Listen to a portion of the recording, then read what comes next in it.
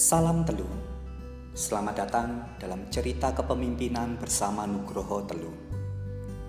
Ada pepatah kuno yang mengatakan, seorang juara tidak menjadi juara di atas ring.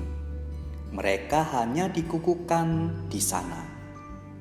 Jika Anda ingin melihat di mana seseorang berkembang menjadi juara, maka lihatlah rutinitas hariannya. Mantan juara kelas berat Joe Frazier menyatakan Anda dapat memetakan rencana pertandingan atau rencana hidup. Namun, ketika pertandingan dimulai, Anda menyerah pada refleks Anda. Itulah saat di mana apa yang Anda latih akan terlihat. Jika tidak berlatih dengan baik di pagi hari yang gelap, Anda akan menuai hasilnya di bawah lampu sorot panggung yang sangat terang. Tinju adalah sebuah perumpamaan yang sesuai untuk mengembangkan kepemimpinan, karena semuanya adalah mengenai persiapan setiap hari. Meskipun seseorang memiliki bakat alami, ia harus mempersiapkan diri dan berlatih agar sukses. Presiden Theodore Roosevelt adalah salah satu pemimpin hebat Amerika yang juga adalah penggemar tinju.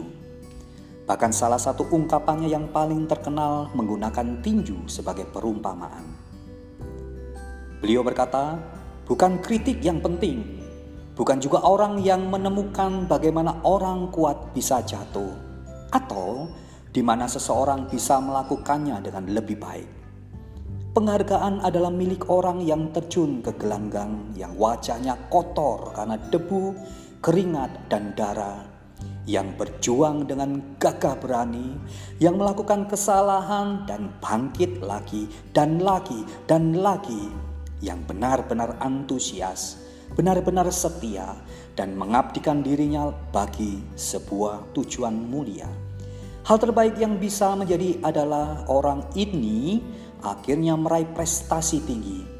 Namun yang terburuk, ia gagal. Tetapi ia gagal dengan keberanian yang besar, sehingga tempatnya bukanlah bersama jiwa-jiwa yang beku dan takut, yang tidak mengenal baik kemenangan maupun kekalahan. Sebagai seorang petinju, Roosevelt tidak hanya sekedar memimpin dengan efektif. Ia adalah salah satu presiden Amerika yang paling cemerlang. Roosevelt dikenal memiliki waktu khusus untuk bermain tinju dan judo, menunggang kuda melalui rute yang menantang, serta hiking dengan rute yang panjang dan melelahkan. Ada cerita seorang duta besar Prancis yang mengunjungi Roosevelt mengatakan saat di mana ia menemani sang presiden berjalan kaki menyusuri hutan, ketika kedua pria itu tiba di tepi sungai yang terlalu dalam untuk menyeberanginya dengan berjalan kaki, Roosevelt menanggalkan pakaiannya dan berharap pejabat itu juga melakukan hal yang sama sehingga mereka bisa berenang bersama ke seberang.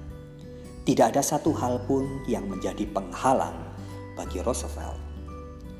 Semangat dan staminanya seakan-akan tak terbatas. Sebagai kandidat wakil presiden di tahun 1900, ia berpidato sebanyak 673 kali dan melakukan perjalanan sejauh lebih dari 32.000 km selama berkampanye untuk Presiden McKinley.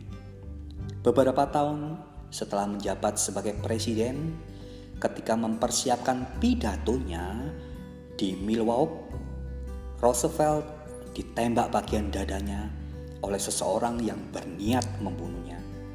Dengan rusak dan rusuk patah dan peluru di dada, Roosevelt bersikeras menyampaikan pidato 1 jam sebelum mengizinkan dirinya dirawat di rumah sakit. Di antara semua orang yang pernah memimpin Amerika, Roosevelt adalah salah satu yang paling kuat, baik fisik maupun mental.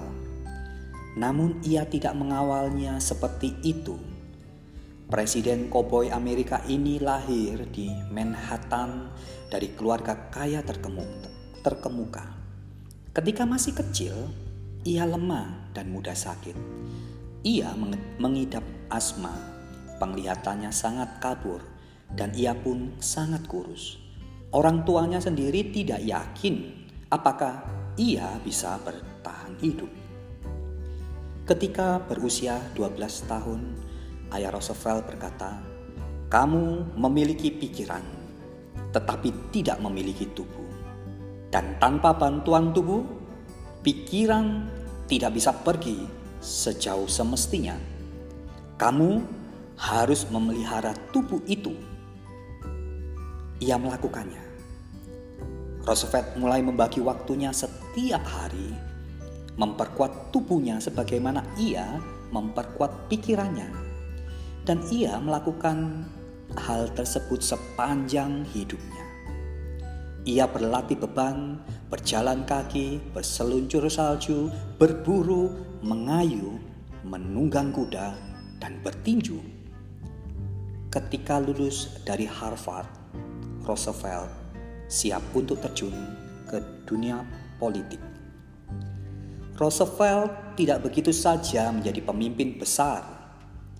Jalannya menuju kepresidenan adalah kemajuan yang lambat, namun terus terjadi.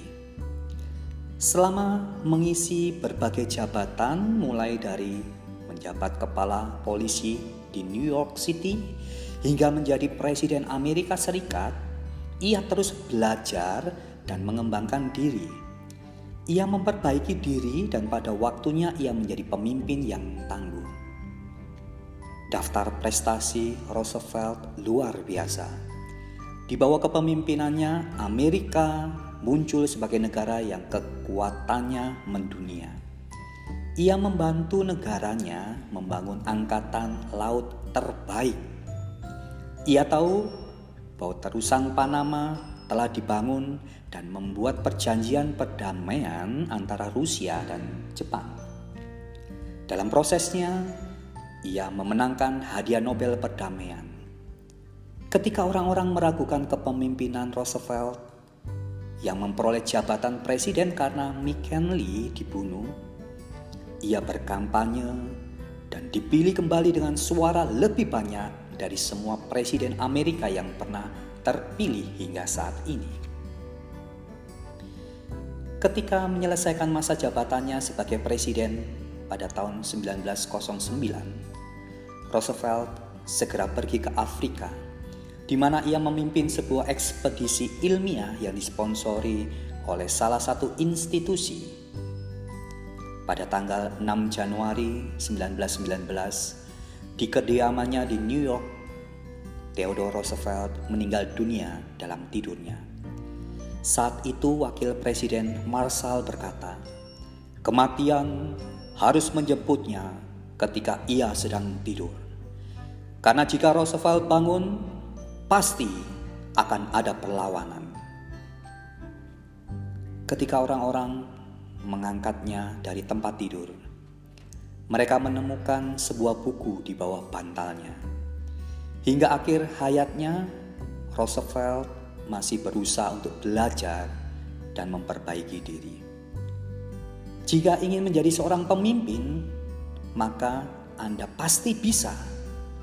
Setiap orang memiliki potensi, namun ia tidak akan mencapainya begitu saja. Diperlukan ketekunan. Anda juga tidak bisa mengabaikan kenyataan bahwa menjadi pemimpin adalah sebuah proses. Saya tutup dengan quote begitu. Kepemimpinan tidak dikembangkan dalam waktu satu hari. Kepemimpinan dikembangkan seumur hidup. Sampai jumpa lagi. Salam Telu.